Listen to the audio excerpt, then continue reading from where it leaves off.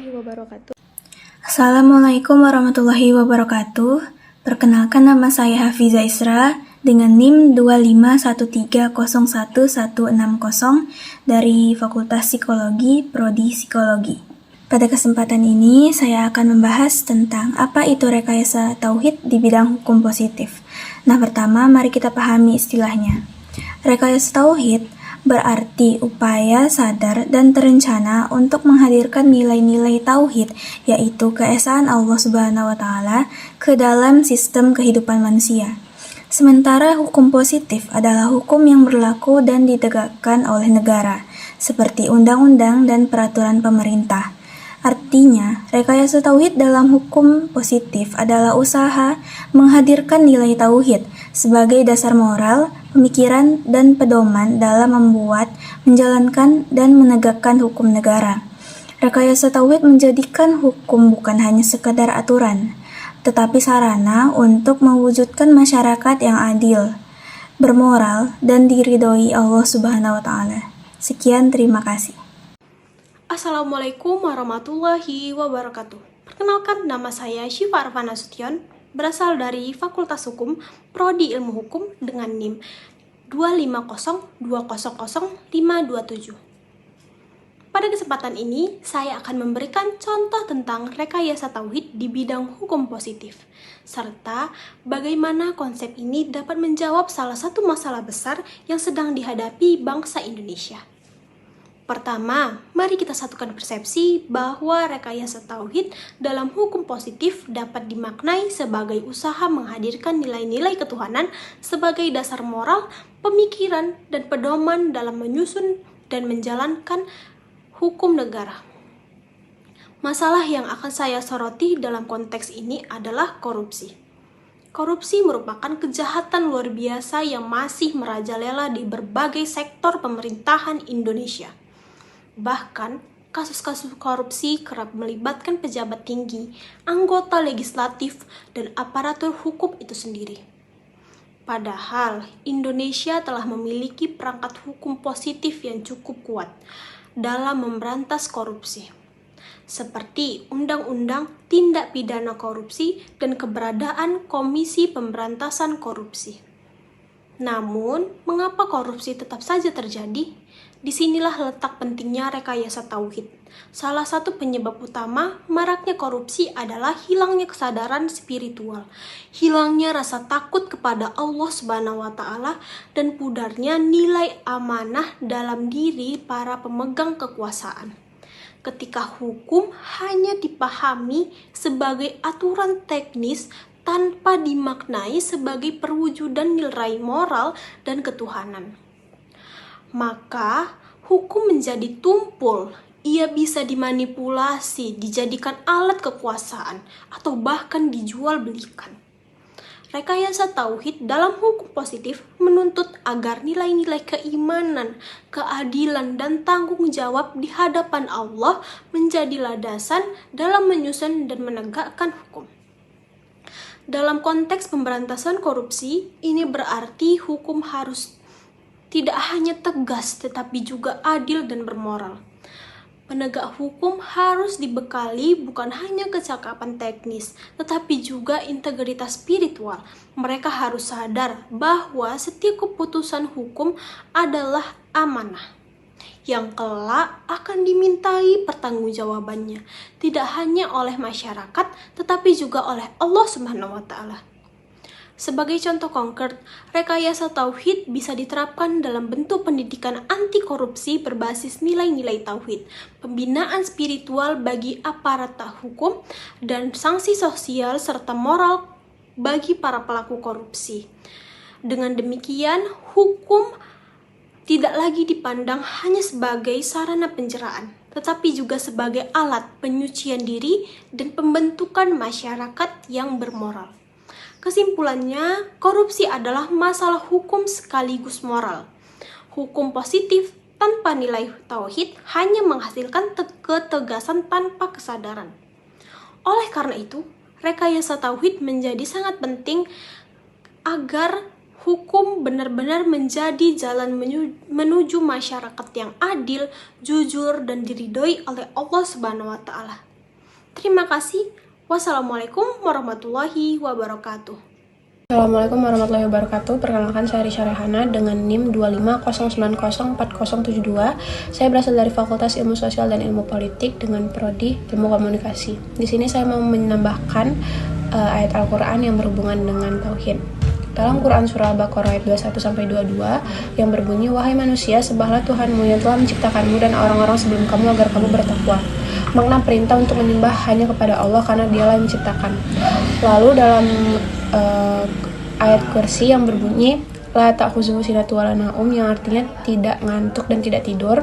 Ini menegaskan bahwa Allah tidak terkena kelemahan seperti manusia. Tidur dan kantuk adalah bentuk kekurangan dan Allah Maha sempurna. Jadi kita harus sadar apapun yang kita lakukan, Allah Maha tahu, Allah tahu niat kita.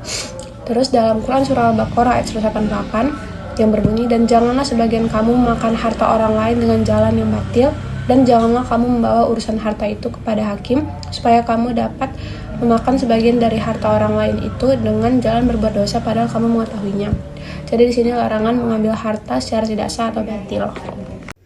Assalamualaikum warahmatullahi wabarakatuh.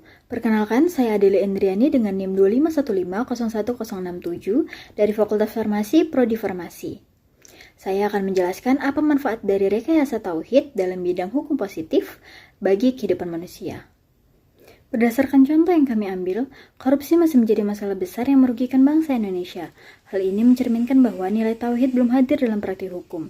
Jika rekayasa tauhid benar-benar diterapkan, maka manfaatnya adalah: yang pertama, rekayasa tauhid menjadikan hukum berlandaskan moral, sehingga aparat hukum dan pejabat negara sadar bahwa keadilan adalah amanah Allah. Kedua, hukum ditegakkan tanpa pandang bulu, karena setiap manusia itu dipandang mulia di sisi Allah tanpa membedakan kedudukan maupun pangkat. Ketiga, rekayasa tauhid melindungi hak rakyat, terutama dari kerugian akibat penyalahgunaan uang negara. Keempat, ia menumbuhkan kesadaran iman bahwa korupsi bukan sekedar pelanggaran hukum, melainkan dosa besar yang akan dimintai pertanggungjawaban di akhirat. Dan yang kelima, masyarakat akan lebih taat hukum bukan karena takut dihukum, melainkan karena takut mengkhianati amanat Allah. Dengan rekayasa tauhid, hukum positif tidak hanya akan memberi sanksi, tetapi juga membentuk manusia yang berintegritas, jujur, dan bertanggung jawab. Assalamualaikum warahmatullahi wabarakatuh. Perkenalkan, nama saya Anissa Diariskia dengan NIM 250403064 dari Prodi Teknik Industri Fakultas Teknik. Nah, di sini saya ingin melanjutkan materi teman-teman saya sebelumnya tentang rekayasa tauhid. Ada banyak hal nih yang harus kita perhatikan untuk mencapai sifat tauhid tadi. Pertama adalah meyakini keesaan Allah. Kedua adalah menjauhi sifat syirik, baik itu syirik besar ataupun syirik kecil. Yang ketiga adalah mengikuti amal-amal baik. Yang keempat adalah mengikuti sunnah Rasul. Nah, sebenarnya ada banyak ya, kalau misalnya kita jabarkan, itu tuh banyak sifat-sifat atau hal-hal yang harus kita perhatikan untuk mencapai sifat tauhid tadi. Cuman bisa kita rangkum nih dengan satu niat, yaitu adalah semuanya karena Allah. Kalau misalnya kita punya niat ini dalam kita bekerja di berbagai bidang, terutama dalam concern video ini adalah tentang bidang hukum positif, maka kita punya fokus yang berbeda nih. Kalau misalnya fokus kita cuma untuk mencari rezeki doang, maka kita cuma fokus berapa nominal gaji yang kita dapat.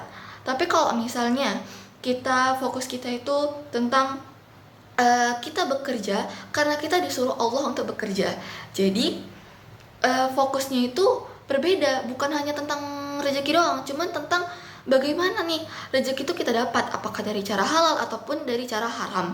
Nah, kalau misalnya kita tahu dan kita berlangkah itu juga karena Allah, maka kita akan menjauhi hal-hal yang haram tersebut seperti dari suap dan lain-lainnya.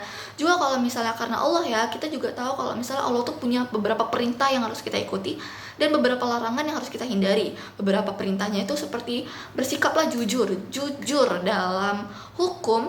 Misalnya kita jujur untuk mencari bukti terhadap tersangka, tidak membuat tuduhan palsu, juga adil dalam membuat kebijakan yang tidak menyengsarakan rakyat. Dan hal itu dapat tercapai karena kita tahu kalau misalnya kita bekerja karena Allah, dan Allah itu mengamanatkan pekerjaan kita untuk masyarakat, sehingga hukum positif akan tetap berjalan. Nah, sekian dari saya. Wassalamualaikum warahmatullahi wabarakatuh. Assalamualaikum warahmatullahi wabarakatuh. Perkenalkan, nama saya Akila Zahra dengan NIM 250904031. Saya berasal dari Fakultas Ilmu Sosial dan Ilmu Politik, Prodi Ilmu Komunikasi. Setelah kita memahami bersama bahwa rekayasa tauhid dalam hukum positif merupakan upaya menghadirkan nilai-nilai ketuhanan ke dalam aturan negara, melihat contoh konkret penerapannya pada kasus korupsi yang masih menjadi masalah besar di Indonesia, serta menyadari manfaat yang lahir ketika hukum dijalankan berdasarkan tauhid, seperti tegaknya keadilan dan perlindungan hak rakyat, maka kita dapat menarik kesimpulan mengenai latar belakang keyakinan mengapa rekayasa tauhid dalam hukum positif diyakini baik bagi kehidupan manusia.